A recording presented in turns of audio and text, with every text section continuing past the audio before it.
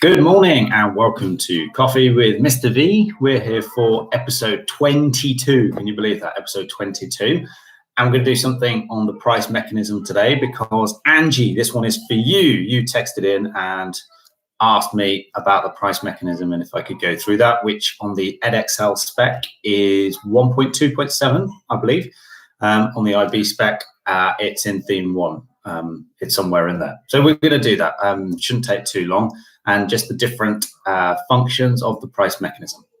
So in order to participate with Mr. V, you know the score by now. Go and grab yourself a coffee, or if you don't like coffee, whatever your favorite liquid is, put it in a mug, a glass, or a cup. And then with me, we're going to do the synchronized sip, and that really is going to be the best part of your day. Here we go. 1, 2, 3. I love coffee. I'm loving it even more, to be honest, as the weeks go by. So here we go. All I've drawn here is just a simple supply and demand diagram. Any market you wish to choose. Let's do coffee. Yeah, this is the market for coffee, and where the demand curve intersects with the supply curve, you get your market equilibrium price and your quantity being demanded and supplied. I think it's fair to say at the moment we should also say that this is, the free market. And I probably should have drawn this earlier, and I've just realized. But we are interested in how the free market allocates resources either towards coffee or away from coffee. And in this particular market, let's have another good, I'm just looking around where I am, coffee and cars. There's a little toy Lego car over there. Okay, so at the moment we can put the economy here, point X. Okay, making the resources are kind of half allocated towards cars and towards coffee. And what we're trying to do with the price mechanism then is we're trying to say why in the free market, or rather how in the free market, do resources get allocated between different uses. In this kind of hypothetical situation here, between there are only 2 different uses, coffee and cars. How do resources get allocated between different uses using this thing called the price mechanism? Some classical economists, such as Adam Smith, used to call this the invisible hand. Okay, you can't see it. Unlike the command economy, which is very visible. Okay, it is literally the dictator moving his or her train set around. Okay, you go and make apples, right? You go and make tables. Deciding on the different land that needs to be allocated towards different uses, putting the machinery in different industries that he or she wants them to go. So in the command economy, it's a very visible hand. In the free market, though, it's invisible. You can't see it. Now let's have a look at how that might play out. So here is our demand and supply for coffee. And maybe like me during lockdown, we're kind of doubling the consumption of coffee. Demand for coffee is going up, or maybe it just becomes trendy or something. So the demand curve shifts. We don't really know why the demand curve shifts. It doesn't matter why the demand curve shifts, all right? But the demand curve shifts. Now, what does that do? So the thing that everybody is tempted to do is to go immediately to this second equilibrium, all right? But I would argue that you just need to slow down if you want to have the full appreciation of what's going on in the price mechanism. For one, the price is the last thing that changes, all right? Demand is the first thing that changes.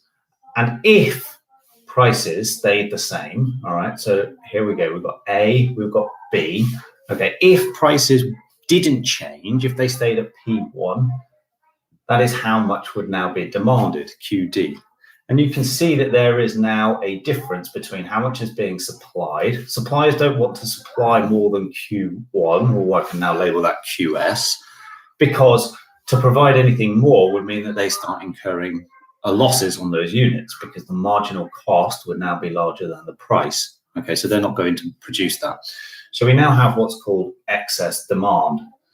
So the scenario you need to visualize in your head is, imagine a supermarket in which there's only a few packets of coffee left, or if you can think about it, only a few packets of toilet roll left. Loads of people go to the supermarket wanting to buy that product and are all kind of scrapping around trying to buy it. In a free market, what you would get is you would get one person saying, well, I'll pay this much, and somebody else will try and auction it. I'll basically over bid. I'll pay you this much. I don't know. Maybe it helps if we put a price on this. Okay, so let's say a pack of Lavazza coffee is about £3. I would go in there and say, well, I'll pay £3.10, and somebody else would say, well, I'll pay £3.20, and somebody else would pay £3.30. Now, what that's called the rationing function. All right, we're essentially bidding up the price. It's like an auction. We're bidding up the price, and as we bid up the price, that's essentially knocking out consumers out of the race, because there are some people now who won't be willing and able to pay that price. So as I say £3.10, then somebody else says £3.30 and £3.50 and £3.60. We are kind of contracting along that demand curve, right? And that is the rationing function. So for me, rationing is always done on the demand curve. Rationing is always done first out of the different functions of the price mechanism. The rationing one is the one that always moves first. This is my story, by the way. If you read a textbook, you may see it written in a different way, and you may have different authors explaining it in a different way. But this is my story, and I feel like my story works quite well. Okay, so the rationing function is the one that moves first, and that's consumers bidding up the price. As we bid up the price, okay, we are contracting along that demand curve, because less consumers now are willing and able to pay that price. The demand curve shows how many people want to buy a demand at any given price. Well, as the price is moving up, the law of demand says that less people will want to buy the product. Fine. On the other hand, in terms of producers, as we're bidding up the price, that means that there is now an incentive for producers to produce more, because as you bid up the price, consumers can now cover their marginal costs, and therefore there is an incentive, a profit incentive, to make more of that product. So they are extending along their supply curve. So every time I say £3.30, somebody else says £3.50, £3.70, there's a producer that says, well, I can make a couple more units for that much. And somebody else says, well, I can make a couple of more units for that much. It's only additional units. Remember, it's only marginal units at this point. It's only one or two extra. We're moving along the supply curve. And that then is called the incentive function. And again, in my story, incentives are always done on the supply curve, and they always come after the rationing. It's the rationing that moves first, that's the consumers, and then the incentives, the profits incentive, and the producers that move second. So we've got a contraction along the demand curve and an extension along the supply curve. There is an incentive to produce more, and we get to our new equilibrium point, which you can call Q1, which has gone up from Q2, sorry, which has gone up from Q1. And there is now a new price of £4. Okay, so really we've gone from A to B to C. But I appreciate that as we kind of get more familiar with economics, 9 times out of 10, you don't really need to do that whole price mechanism analysis. Most of the time you're happy I'm happy for you to just go from there to there. But those 5-mark questions, or in the IB, this could even be a 10-mark question in part A. You know, how does the price mechanism lead to price changes? Well, if I'm asking you to go through the price mechanism, that's because as an examiner, I want to test your ability on whether you really know about the price mechanism or not.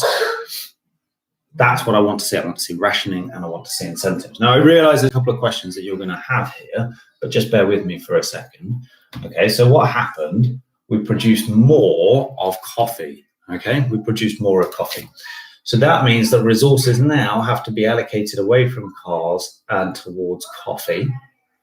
And we have a reallocation of resources in the economy of X going to Y, like that. Now, it is possible to put these two diagrams together, although strictly speaking, it's not great economics, but I'm going to do it nevertheless, just to show you what I'm talking about here. So you need to draw them one on top of the other. Okay, demand for coffee has gone up. That's what we said. We have our new equilibrium point here, Q2, which means that resources have been allocated towards coffee in the economy away from cars. Great.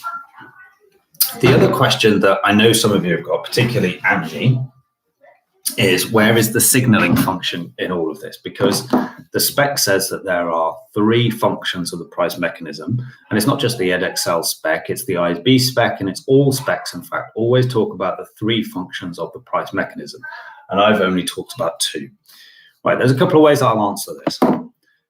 This works, okay? This works. You can explain the price mechanism simply by using these 2 functions rather than trying to use all 3.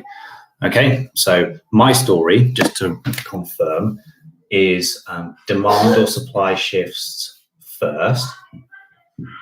So whichever one it is, okay? And then you need to talk about excess demand or supply, whichever one it is, and we'll go through the second scenario in a moment. Okay, so you've got to imagine the world with no change in price at this point, and that's creating an excess of demand or an excess of supply. Then there is a rationing function. Then there is an incentive function.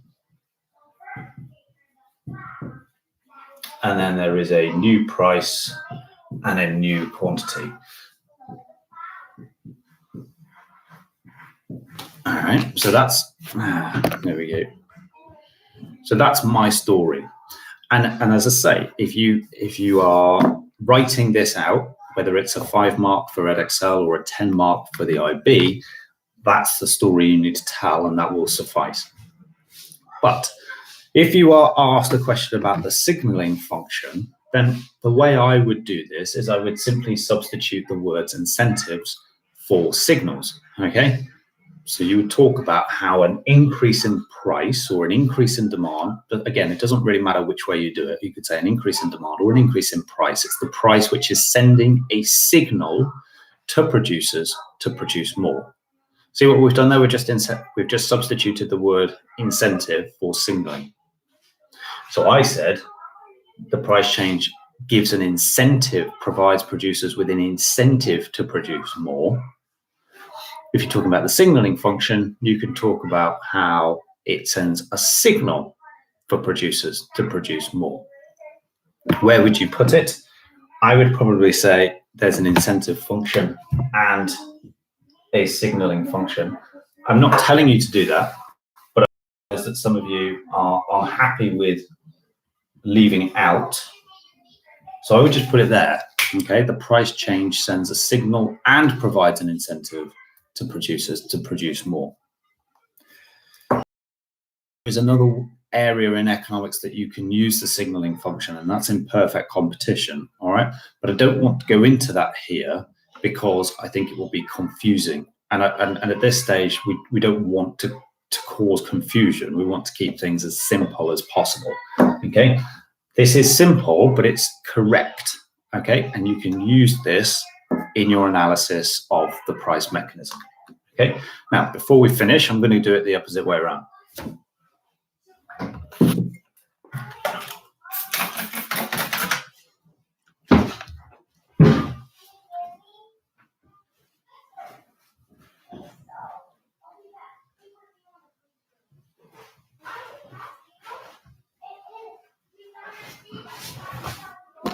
Okay, so again, it's the coffee market, but this time we will have demand going down rather than up. So things to make sure you've got at the beginning: you've got your demand, you've got your supply, and you've got the free market price and the free market equilibrium drawn in. Okay, so now, we've got, again, I'm going to try and do my explanation at the same time. So state that your P1, Q1 at your initial equilibrium. Then you're talking about how demand curve is falling, all right? So there is D2, D1, D2. Okay, so now we're going to talk about A and B. So at P1, there is now excess, well, what is there? There is excess supply.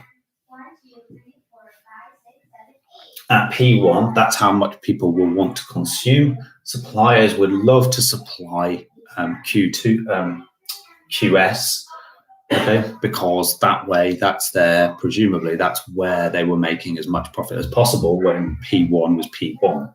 So there is now excess supply. So it's the reverse situation as before. We're now walking into the supermarket. There seems to be loads of coffee on the shelves and not many people wanting to buy it. So what do? Well, I would start to bid down the price. Well, look, you're trying to sell as much of this coffee as you want, but it's £3. Well, I'll give you £2.90. Somebody else says, no, I'll give you £2.80, £2.70. And as we're bidding down the price, more and more people are saying, well, do you know what? I didn't want to pay £3, but I'll pay £2.70 as well. So more consumers are kind of coming back into the market. So what we're doing is we're now extending along that demand curve there. So we've got a rationing function again, and the rationing function is happening on the demand curve. The rationing function is happening first. The rationing function is happening along the demand curve, but this time we are bidding down the price. Okay. As we bid down the price, then that creates an incentive for suppliers to produce less. Or if you want to talk about it in terms of signaling, it sends a signal to producers to produce less. All right. If the price is going down, you cannot cover your marginal costs as you were before, so you need to produce less. So I'm going to put here incentives / signaling. And we have a contraction along the supply curve. So again, you get used to those words, extension or contraction along. Basically, extension is if Q is going up, and contraction is if Q is going down. Okay, get used to using those words. Don't say things like demand is going up or supply is going up. Okay, if you're moving along the line, all right, then it's not true to say demand is going up. You could say the quantity being demanded is going up or the quantity of supply is going down, but you can't talk about demand going up or supply going down. All right, that would be wrong. As a result, we get our new equilibrium at P2, Q2, or point C. And this is now getting to be quite a scruffy diagram. But there we go. That's the best I can do best here. Going back to the PPF then, what we would see is if the demand curve was falling down here, we would see less resources being allocated towards coffee and more resources being allocated to cars, and we go from point Y to point Z. Right, I hope that makes sense. I hope that answers all of your questions, Angie even, and any questions that anybody else might have about the price mechanism. Okay, thanks very much for tuning in, and I'll see you next time. Bye.